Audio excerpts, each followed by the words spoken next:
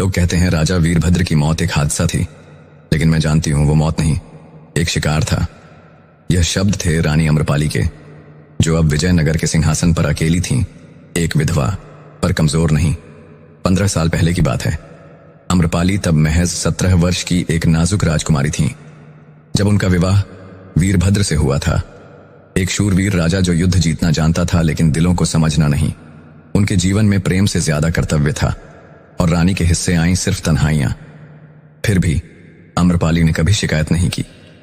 वो जानती थी, एक रानी का पहला धर्म होता है राज्य की रक्षा, चाहे उसका अपना मन ही क्यों न टूट जाए। लेकिन फिर वह रात आई जिसने अम्रपाली की जिंदगी हमेशा के लिए बदल दी। वो अमावस्या की रात थी। महल के आंगन में दीपक बुझ चुके थे और आकाश पर बादलों ने काली चादर तान दी थी। उसी रात राजा वीरभद्र की लाश महल की छत से नीचे गिरी मिली। राज्य में सनसनी फैल गई। महल के भीतर की आवाजें कहती, राजा ने आत्महत्या की। पर रानी अम्रपाली जानती थी, वीरभद्र डरपोक नहीं था। वह मर सकता था, लेकिन आत्महत्या नहीं करता। दाह संस्कार के अगले ही दिन महल में एक अजनबी आया। लंबे केश, आंखों में गहरा रहस्य और होठों पर श्मशान सी मुस्कान। महारानी, उसने कहा, राजा की आत्मा मुझे पुकार रही है। वो कहती है कि उसकी मौत के पीछे कोई अपनों का हाथ है। रानी के होंठ सेले रह गए। वो व्यक्ति था तांत्रिक अच्युतानंद। तांत्रिक ने कहा कि राजा पर एक पुराना शाप लगा था, जो अब रानी और राज्य को निगलने वाला है। अगर आप चाहें तो मैं राजा की आत्मा से संवाद कर सकता हूं और उस शाप को समाप्त कर सकता हूं। अम्रपाली के पास कोई और विकल्प नहीं था। उसे किसी भी कीमत पर अपने राज्य को बचाना था।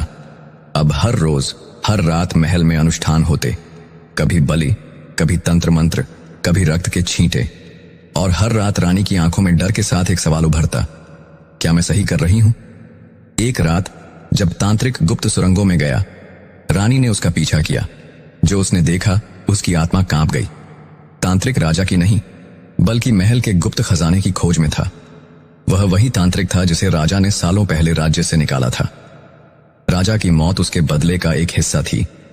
रानी ने उसी रात योजना बनाई। अगले दिन उसने पूरे राज्य को एक विशेष अनुष्ठान में आमंत्रित किया, जहां अच्युतानंद को तंत्र के सबसे बड़े रहस्य खोलने थे। पर जैसे ही तांत्रिक मंत्रोच्चार करने लगा, रानी ने ऊंचे स्वर में कहा, तंत्र के नाम पर इस राज्य को ठगने वाले, तुम्हारा अंत अब सामने है। सैनिकों ने तांत्रिक को धर दबोचा। उसके छुपाए दस्तावेज, खजाने की खुदाई और झूठे अनुष्ठानों का सबूत रानी ने जनता को दिखाया। अच्युतानंद को सरेआम मृत्युदंड मिला और रानी अम्रपाली ने उसी जगह एक पुस्तकालय बनवाया, जहां अंधविश्वास नहीं तर्क पढ़ाया जाता था। उसने कहा, मेरा पति मारा गया, पर उसका सपना नहीं। अब विजयनगर किसी तांत्रिक का नहीं, बल्कि सत्य और न्याय का राज्य बनेगा। विजयनगर ने पहली बार जाना कि एक स्त्री सिर्फ रानी नहीं, राज्य की आत्मा भी हो सकती है। कभी कभी शाप से बड़ा होता है वो भ्रम जो हम खुद पर ओढ़ लेते हैं। ऐसे मजेदार मूवी के लिए चैनल को सब्सक्राइब करें।